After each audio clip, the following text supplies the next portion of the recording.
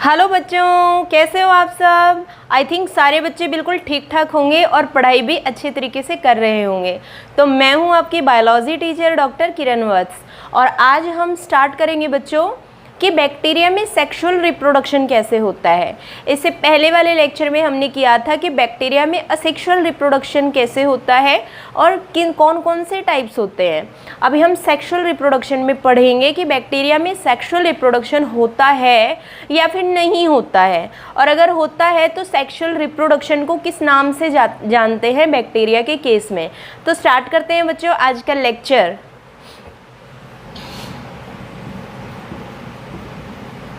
Sexual reproduction in bacteria.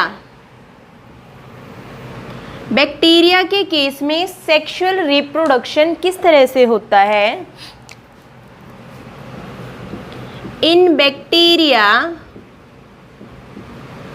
Sexual reproduction not occur because they not transfer the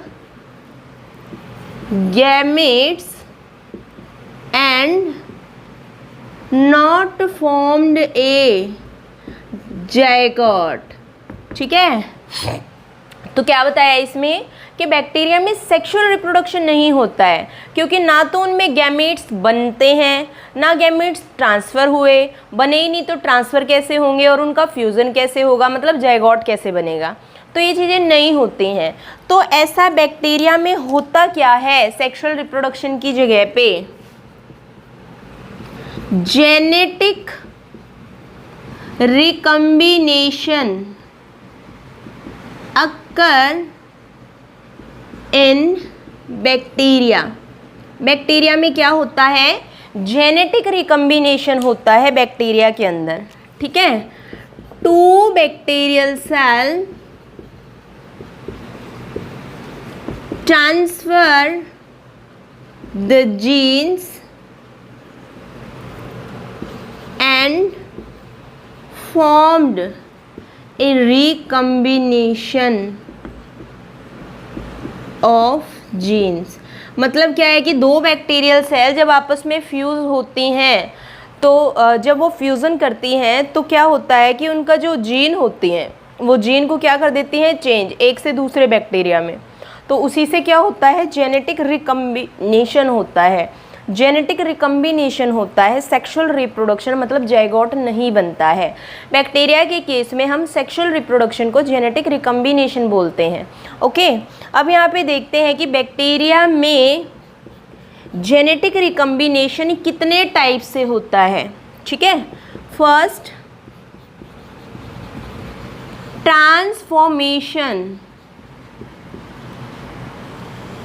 transformation इसके बारे में बताया था डॉक्टर ग्रिफ्थ ने इन 1928 ऑन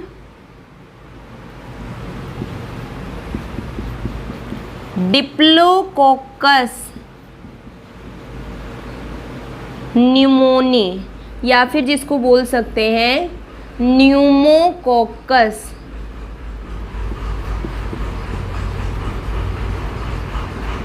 न्यूमोनी। इस बैक्टीरिया के ऊपर एक्सपेरिमेंट किया था किसने, डॉक्टर ग्रिफ्थ ने। और इस एक्सपेरिमेंट को क्या कहा था, ग्रिफ्थ एक्सपेरिमेंट। ग्रिफ्थ एक्सपेरिमेंट, ठीक है। तो ग्रिफ्थ एक्सपेरिमेंट में डॉक्टर ग्रिफ्थ ने क्या किया था, माइस के ऊपर किया था ये। और माइस के अंदर क्या किया था, जो डिप्लोकोकस न्यूमोनी है उसको इंजेक्ट करवा के देखा था। तो उसमें ये देखा था कि जो बैक्टीरिया जो हैं क्या वो अपनी जीन को ट्रांसफ़र करते हैं। तो लास्ट में रिज़ल्ट क्या मिला था कि हाँ वो अपने जीन को ट्रांसफ़र करते हैं, मतलब वो ट्रांसफॉर्मेशन करते हैं। दो बैक्टीरियल सेल जो हैं वो अपने जीन को ट्रांसफ़र करती हैं, ट्रांसफॉर्मेशन शो करती हैं, जेनेटिक रिकम्बिनेशन शो करती हैं। तो रिज़ल्ट लास्ट में ये रहा कि सेक्सुअल रिप्रोडक्शन जो है अगर बैक्टीरिया में हमें उस केस को बताना है तो बाय ट्रांसफॉर्मेशन बैक्टीरिया जीन का ट्रांसमिशन कर देते हैं किसी एक बैक्टीरियल सेल से दूसरी बैक्टीरियल सेल के अंदर। नेक्स्ट जो है सेकंड जो टाइप है इसमें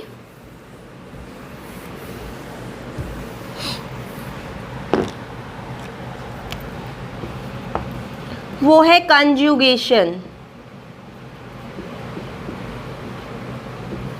कंजुगेशन इसके बारे में लेडरबर्ग ने और टेटम ने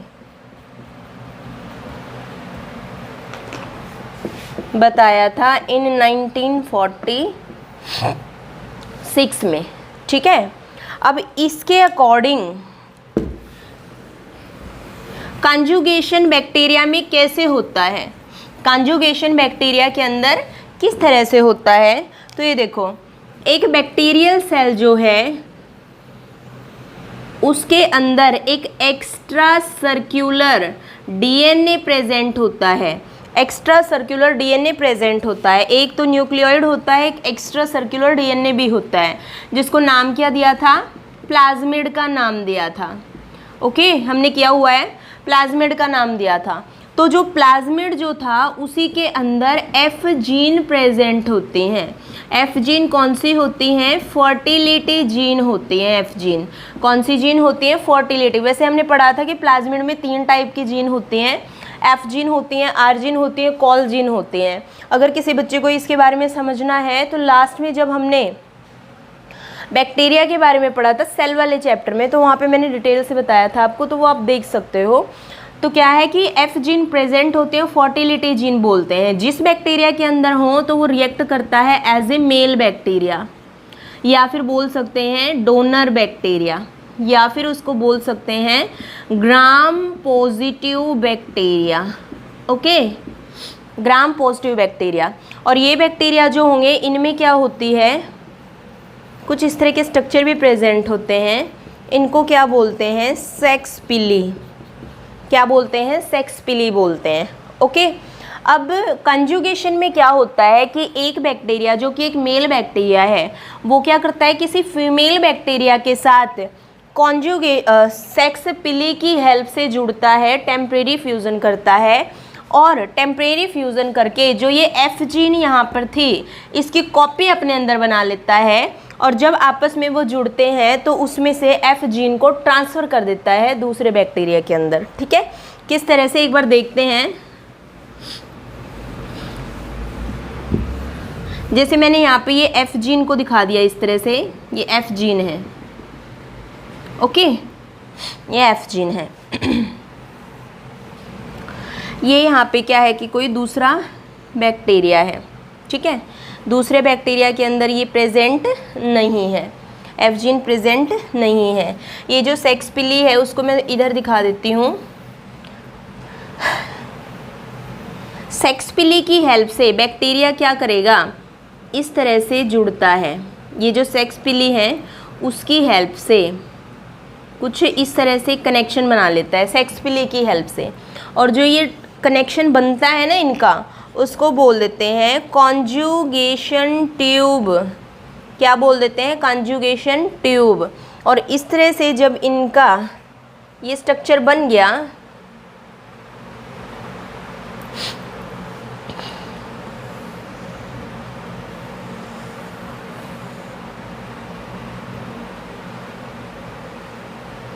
तो एफ जीन जो है उसका रेप्लिकेशन होता है और उसकी एक नई कॉपी बन जाती है।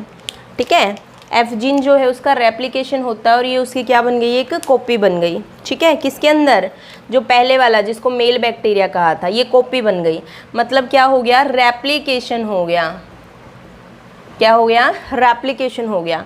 और जिसका रेप्लिकेशन हो गया वो कहाँ पहुँच गई, नीचे वाले बैक्टीरिया में, यहाँ पर। ठीक है, तो इस बैक्टीरिया के अंदर क्या था कि ये जीन प्रेजेंट नहीं थी, तो ये कैसे रिएक्ट कर रहा था, पहले रिएक्ट कर रहा था as a female bacteria. Female मतलब ग्राम नेगेटिव बैक्टीरिया, क्योंकि इसमें ये प्रेजेंट नहीं थी। ठीक है, बट अब इसका रेप्लिकेशन हो गया और ये यहाँ से ट्रांसफ़र हो गई। तो इसका मतलब ये देखो कि ये बैक्टीरिया, क्या इन दोनों में कुछ डिफरेंस हमें लग रहा है? नहीं लग रहा है, क्योंकि इसके अंदर भी क्या है? एफ जीन है, इसके अंदर भी क्या है? न्यूक्लियोइड, इसमें भी क्या है? एफ जीन है, इसके अंदर भी क्या है? न्यूक्लियोइड। तो दोनों क्या है? बिल्कुल एक जैसे। तो ये भी रिएक्ट कर रहा है यहाँ पे ग्राम पॉजिटिव बैक्टीरिया, और ये भी रिएक्ट कर रहा है ग्राम पॉजिटिव बैक्टीरिया, मतलब मेल की तरह कर रहे हैं। अब आगे ये जो है, ये वाला बैक्टीरिया, ये फिर से कंजुगेशन करेगा किसी फीमेल के साथ, सेक्स पिली की हेल्प से जुड़ेगा, एफ जीन जो है उसका रेप्लिकेशन करेगा, कॉपी बनाएगा और आगे उसको ट्रांसफ़र करेगा। तो इस तरह से क्या है कि कंजुगेशन चलता रहता है। जैकब जो था साइंटिस्ट, उसने भी इसके बारे में बताया था, एक्सपेरिमेंटल प्रूफ दिया था। तो ये होता है कंजुगेशन। जो है वो है ट्रांसडक्शन। अब देखो इसमें क्या होता है, genes transfer from one to other bacterial cell bye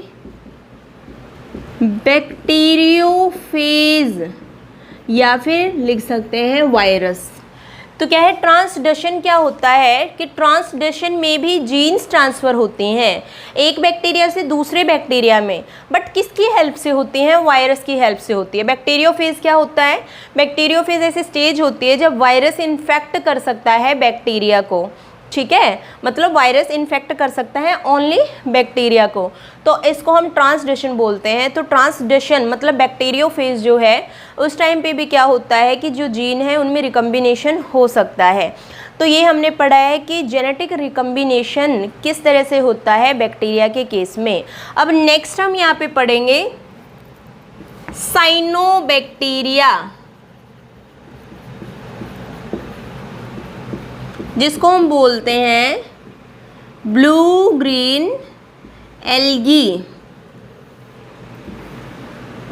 blue green algae. Okay, तो इसके क्या क्या कैरेक्टरिस्टिक्स हैं? First, it is first oxygen evolved organism on earth, मतलब अर्थ के ऊपर सबसे पहले ऑक्सीजन को निकालने वाले ऑर्गेनिज्म कौन से थे? साइनोबैक्टीरिया ही थे। इसलिए हम इसको ये भी लिख सकते हैं it convert reducing atmosphere to oxidising atmosphere. तो इसका मतलब क्या है कि रिड्यूसिंग एटमॉस्फेयर को ऑक्सीडाइजिंग एटमॉस्फेयर में कन्वर्ट करने का काम भी किसका था? ब्लू ग्रीन एल्गी का, क्योंकि अर्थ के ऊपर क्या है, ये फर्स्ट ऑर्गेनिज्म था जिसने ऑक्सीजन को रिलीज़ किया था।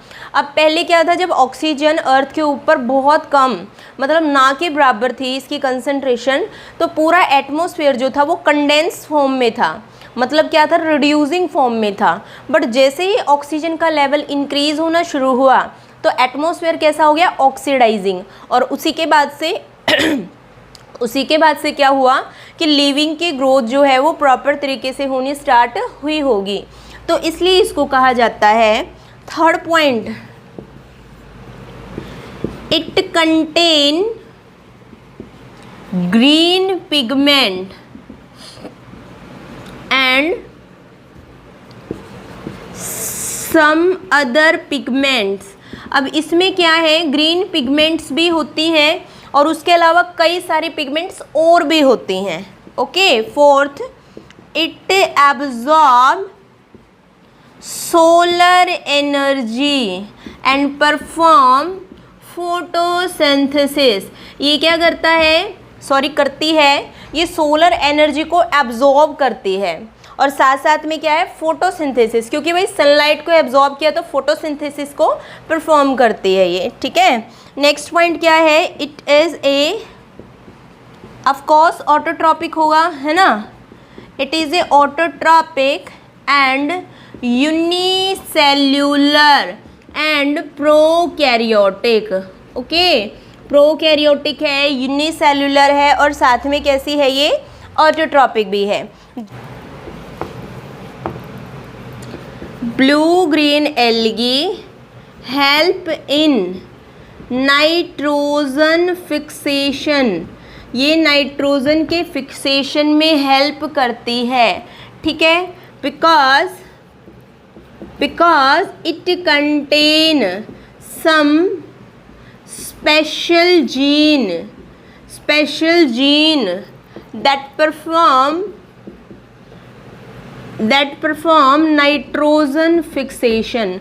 तो इसमें कुछ एक स्पेशल टाइप की जीन होती हैं जो नाइट्रोजन का फिक्सेशन करवाती हैं। तो उन जीन को क्या बोलते हैं, निफ जीन। जीन को क्या बोलते हैं बेटा, निफ जीन, ठीक है। Nitrogen fixation occur in anaerobic condition, मतलब ऑक्सीजन इन्वॉल्व नहीं होती है जब नाइट्रोजन का फिक्सेशन होता है। Okay, nitrogenase enzyme help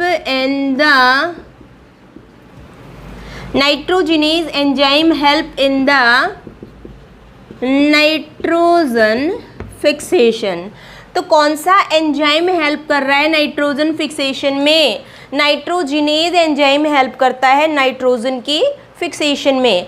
anaerobic condition में ये होता है, कौन सी जीन होती है साइनोबैक्टीरिया के पास, निफ जीन होती हैं, जो एनारोबिक कंडीशन में भी नाइट्रोजन फिक्सेशन जो है उसको करवाने में हेल्प करती हैं। और यहाँ पे एंजाइम कौन सा होता है, नाइट्रोजिनेज एंजाइम होता है, ठीक है। It is present in filamentous structure, मतलब इसकी बॉडी जो है उसमें क्या है, सेल जो है वो अरेंज होते हैं, सेल जो है वो रेगुलरली अरेंज्ड होते हैं, तो फिलामेंटस स्ट्रक्चर बना लेते हैं ये, ठीक है। अब क्या है, एक स्पेशल पॉइंट है, काफ़ी इम्पोर्टेंट है, जो नाइट्रोजन फिक्सेशन में सेल इन्वॉल्व होते हैं, मतलब जो सेल नाइट्रोजन फिक्सेशन को करवाती हैं वो कैसी होती हैं, उनकी सेल वॉल जो है वो दूसरे सेल के कंपैरिजन में थिक होती है, उनकी सेल वॉल दूसरे सेल के कंपैरिजन में कैसी होती है, थिक होती है। तो उन सेल को बोलते हैं हेट्रोसिस्ट, क्या बोलते हैं, हेट्रोसिस्ट बोलते हैं, जो नाइट्रोजन फिक्सेशन का काम करवाती हैं। उनकी सेल वॉल थिक होती है तो वो दूसरी सेल से अलग दिखाई देती हैं, तो उनको हेट्रोसिस्ट बोलते हैं। अब साइनोबैक्टीरिया में जितने भी टाइप के बैक्टीरिया आते हैं उन सब के अंदर हेट्रोसिस्ट नहीं होती हैं, इसका मतलब सभी के सभी नाइट्रोजन फिक्सेशन का काम नहीं कर पाते हैं। यहाँ पे हम कुछ एक एग्जाम्पल लेते हैं कि ये किस तरह से प्रेजेंट होंगे।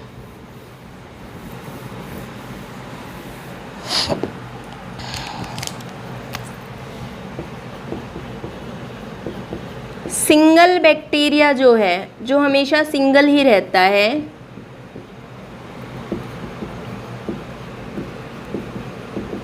स्पाइरुलिना।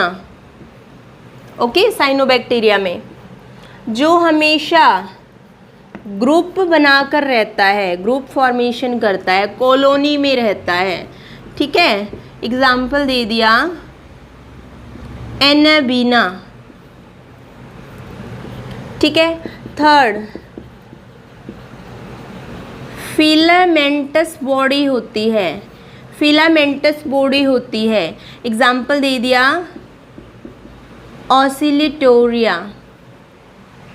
ओके, अब यहाँ पे ये हमने तीनों क्या बताए हैं, जो सिंगल होते हैं, जो कॉलोनी में रहते हैं और जो फिलामेंटस बॉडी को बनाते हैं, ठीक है।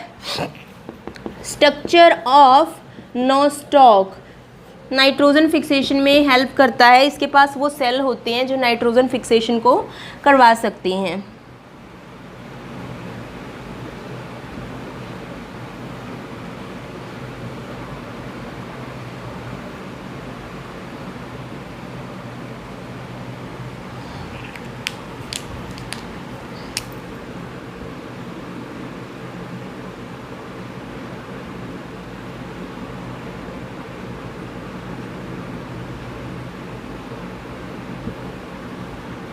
ये देखो, ये अलग से जो सेल दिखा दी है ये क्या है, हेटेरोसिस्ट है। ये कौन सी सेल है, हेटेरोसिस्ट है, ठीक है। तो इसका मतलब यही क्या करेगी, नाइट्रोजन के फिक्सेशन में हेल्प करेगी, ठीक है। इसके चारों तरफ कुछ इस तरह से कवरिंग होती है, इसको बोल देते हैं हम कवरिंग को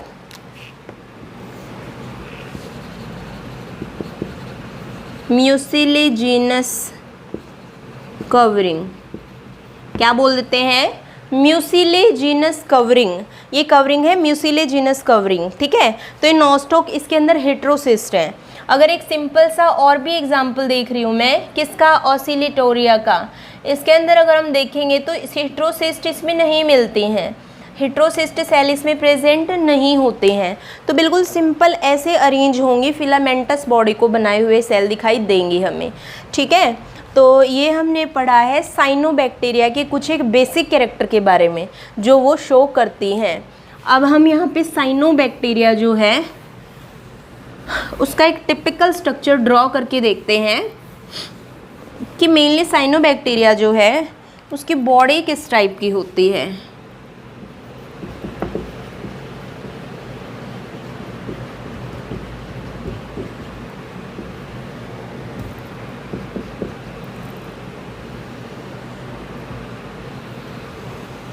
कॉमनली ऐसी शेप होती है साइनोबैक्टीरिया में।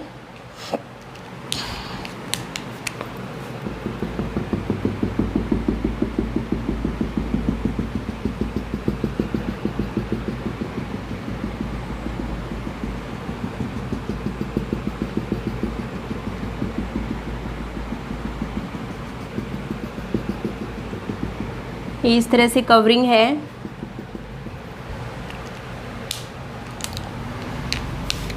अंदर साइटोप्लाज्मा है, साइटोप्लाज्मा को भी दो पार्ट में डिवाइड किया हुआ है। एक ये बाहर की तरफ जो साइटोप्लाज्मा प्रेजेंट है,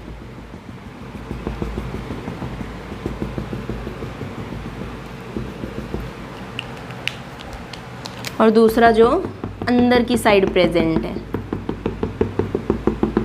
देखो ये क्या है, बाहर जेली लाइक स्ट्रक्चर है, जेली लाइक स्ट्रक्चर है, और पूरी कवरिंग जो बनी हुई है, ये कवरिंग और जेली लाइक स्ट्रक्चर, इसको क्या बोल देते हैं, ग्लाइको प्रोटीन या फिर कैप्सूल, ठीक है, ग्लाइको प्रोटीन या फिर कैप्सूल। साइटोप्लाज्मा को दो पार्ट में डिवाइड कर दिया। ये बाहर वाला जो है इसको बोल देते हैं हम क्रोमोप्लाज्मा। क्या बोलते हैं, क्रोमोप्लाज्मा, ठीक है।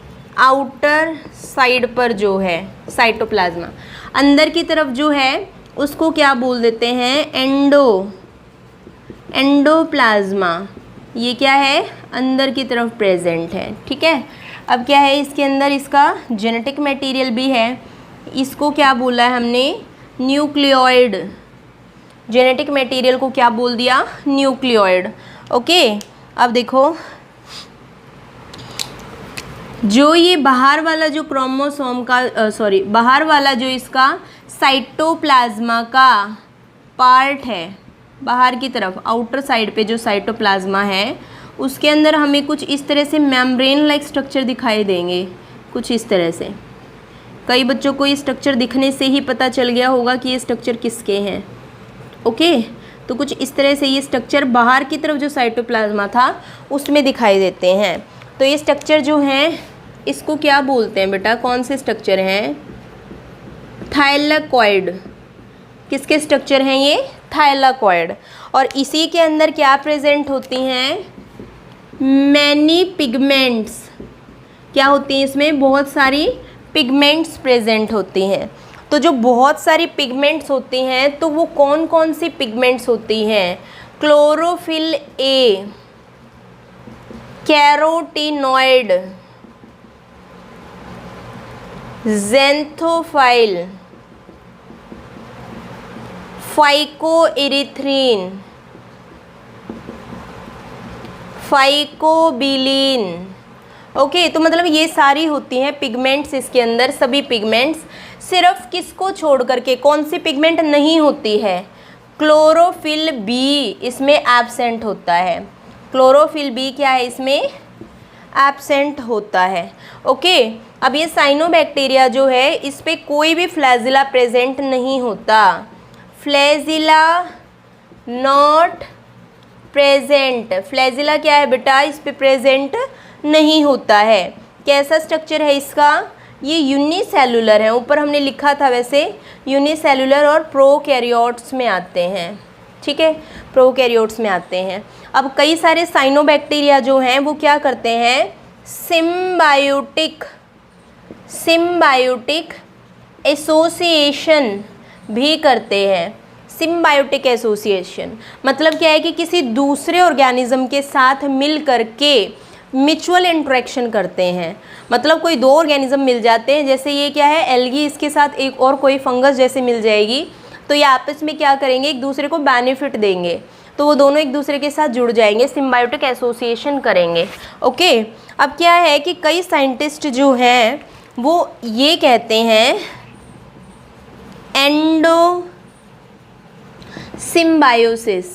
एंडोसिम्बायोसिस। इसका मतलब क्या हुआ कि eukaryotic originate from prokaryotic, eukaryotic originate from prokaryotic. क्योंकि क्या है कि एक प्रोकैरियोटिक है, तो कई साइंटिस्ट का मानना क्या है कि भाई एंडोसिम्बायोसिस की प्रोसेस होती है। इसका मतलब जो यूकैरियोटिक सेल होती है वो कहीं ना कहीं किसके थ्रू बनी है, प्रोकैरियोटिक के थ्रू। अब ये चीज़ हमने माइटोकॉन्ड्रिया के केस में भी की थी, क्लोरोप्लास्ट जब किया था तो उसमें भी मैंने बताया था कि एंडोसिम्बायोटिक ओरिजिन कहा जाता है। तो इसका मतलब क्या है कि कहीं ना कहीं क्या है, कोई बैक्टीरियल सेल रिस्पॉन्सिबल होगी किसी यूकैरियोटिक सेल को बनाने के लिए। तो ये हमने पढ़ा है साइनोबैक्टीरिया के अंदर। नेक्स्ट अभी देखते हैं, नेक्स्ट है आर्कीबैक्टीरिया, जिसको हम एंशिएंट बैक्टीरिया भी बोल सकते हैं, ओल्ड बैक्टीरिया भी बोल सकते हैं। तो क्या लिखेंगे हम इस पर, this survive in all extreme condition. ये किसी भी एक्सट्रीम कंडीशन में सर्वाइव कर सकते हैं, जैसे कि हाई टेम्परेचर पे, high temperature more than 100 degree Celsius survive कर सकते हैं। हाई एसिडिक कंडीशन, ज़्यादा एसिडिक कंडीशन पे भी ये सर्वाइव कर सकते हैं। और क्या है कि हाई सॉल्टी एरियाज़, वहाँ पे भी क्या है ये सर्वाइव कर सकते हैं। तो ये क्या है, किसी भी एक्सट्रीम कंडीशन पे सर्वाइव कर सकते हैं। अब इनके सर्वाइव करने की वजह कौन सी है, ठीक है, ये देखो, ये है सेल वॉल जो बैक्टीरिया में होती है, पेप्टाइडोग्लाइकन की बनी होती है, किसकी, पेप्टाइडोग्लाइकन की। बट जो आर्के बैक्टीरिया हैं उनमें क्या है, कुछ एक सरफेस पर एक्स्ट्रा हाइड्रोकार्बन्स जो हैं उनकी लेयर भी होती है, एक्स्ट्रा हाइड्रोकार्बन्स की होती है, तो इनको बोलते हैं एस प्रोटीन, या फिर बोल सकते हैं इसको सरफेस प्रोटीन। एक एक्स्ट्रा हाइड्रोकार्बन की लेयर बनी हुई है जिसको एस प्रोटीन या सरफेस प्रोटीन बोल सकते हैं। या फिर पेप्टाइडोग्लाइकन जो है, ये पेप्टाइडोग्लाइकन है, पेप्टाइडोग्लाइकन जो है उसी के साथ साथ ये जो एक पूरी कवरिंग बन गई, इसको बोल देंगे हम, किसकी है ये, सुडोम्यूरेमिक एसिड की। किसकी है, सुडोम्यूरेमिक एसिड की। तो ये क्या है, ये इसको किसी भी एक्सट्रीम कंडीशन में सरवाइव करवाने के लिए ही इनके ऊपर ये प्रेजेंट होती हैं। इसके ऊपर लाइसोसोम का भी कोई इफेक्ट नहीं होता इनके होने की वजह से, ठीक है। Lysosome not affect on archaebacteria. ये क्या है, लाइसोसोम जो है वो भी अफेक्ट नहीं करता, क्योंकि एक्स्ट्रा लेयर इसके ऊपर प्रेजेंट होती है। अब अगर इसमें रिप्रोडक्शन की बात करें तो कौन से टाइप का हो सकता है? मोस्ट कॉमन जो सभी बैक्टीरिया में होता है ज़्यादातर, तो binary fission occur in bacteria, means archaebacteria जो है उसमें क्या होता है? बाइनरी फिजन होता है। ठीक है, अब हम इसमें देखते हैं कि जो आर्के बैक्टीरिया है उसमें कौन कौन से टाइप के बैक्टीरिया आते हैं आर्के बैक्टीरिया में। तो मेनली क्या है कि 3 टाइप के आते हैं उसमें बैक्टीरिया। एक बार तीनों टाइप को डिस्कस करते हैं। फर्स्ट, मिथेनोजन बैक्टीरिया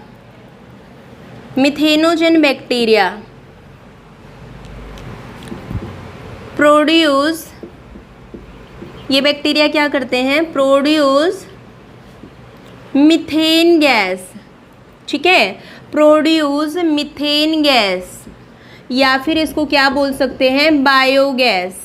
ठीक है, तो क्या है ये बैक्टीरिया जो है, bacteria present in the intestine of animals के इंटेस्टाइन में प्रेजेंट होते हैं, जो रूमिनेंट एनिमल होते हैं उनमें। और प्रोसेस क्या होती है? CO2H2। ठीक है, यहाँ पे क्या आ जाएंगे? कुछ एक मिथेनोजन बैक्टीरिया जो हैं जिन एंजाइम्स को रिलीज़ कर रहे हैं वो आ जाएंगे यहाँ पर, और क्या बनाएंगे? CH4। क्या बनाएंगे? CH4, जो कि क्या है? एक मीथेन गैस है। ओके, सेकंड कौन से आएंगे यहाँ पे? थर्मो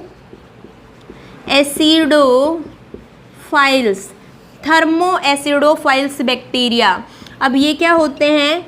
थर्मो एसिडोफाइल्स, मतलब क्या है कि बहुत ज़्यादा टेम्परेचर भी अगर होगा तो भी ये वहाँ पर आसानी से सर्वाइव कर लेते हैं हाई टेम्परेचर पे। एग्जाम्पल दे दिया मैंने, थर्मस एक्यूटिकस, इसको क्या कहा जाता है? टैग। मेनली बायोटेक्नोलॉजी प्रोसेस जो होती है उसमें PCR पॉलीमरेज चेन रिएक्शन जो है उसमें इस बैक्टीरिया का यूज़ किया जाता है। तो मेनली क्या होता है कि जो कॉपी बनानी होती है, एक फ्रेगमेंट जो है उसके ऊपर जिन जीन को इंसर्ट कर रखा है उसकी कॉपी बनानी होती है, तो उसके लिए इस बैक्टीरिया का यूज़ किया जाता है, क्योंकि क्या है कि हीट स्टेबल होता है, हाई टेम्परेचर होने के बाद ही अपने फंक्शन परफॉर्म कर पाता है। एक लास्ट और देखते हैं इसके अंदर कौन सा आएगा।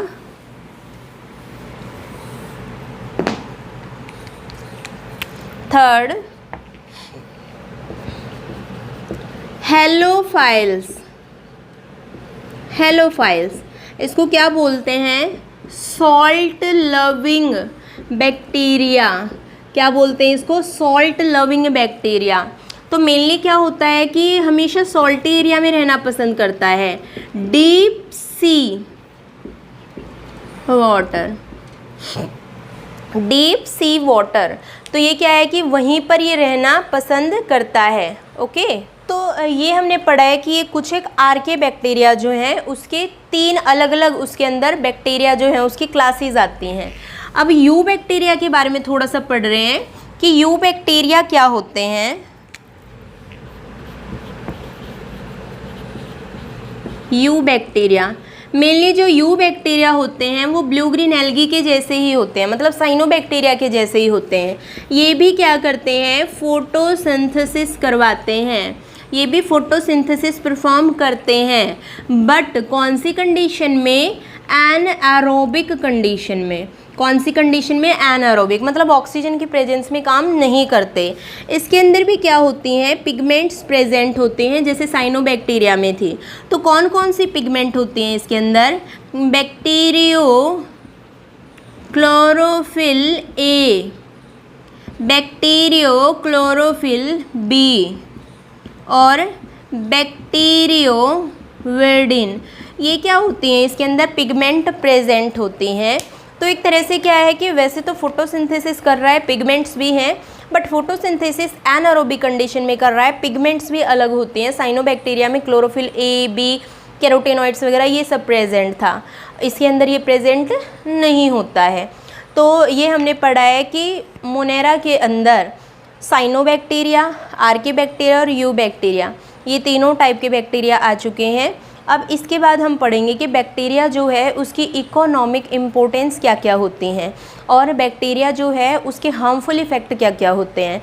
ऐसे कौन से ऑर्गेनिज्म हैं जो कुछ एक्सेप्शन शो करते हैं, फिर भी हमने उसको मोनेरा में ही रख रखा है, किंगडम मोनेरा में ही हमने उसको रखा है। तो मतलब पूरी तरह से बैक्टीरिया की वो प्रॉपर्टी शो नहीं कर रहे हैं, बट फिर भी हम उनको किंगडम मोनेरा में ही पढ़ते हैं, क्योंकि किसी दूसरे किंगडम में उनको नहीं रख सकते हैं। तो वो हम करेंगे अपना अगले वीडियो में, अगले लेक्चर में जब मैं आऊँगी। तो तब तक के लिए आप आज का लेक्चर जो है वो अच्छे से पढ़ लेना, प्रिपेयर कर लेना। कोई डाउट हो तो आप कमेंट सेक्शन में डाल सकते हो। तो बहुत जल्दी मिलते हैं बच्चों अगली वीडियो में अगले लेक्चर के साथ। तब तक के लिए आप खुश रहिए, पढ़ते रहिए एंड थैंक यू।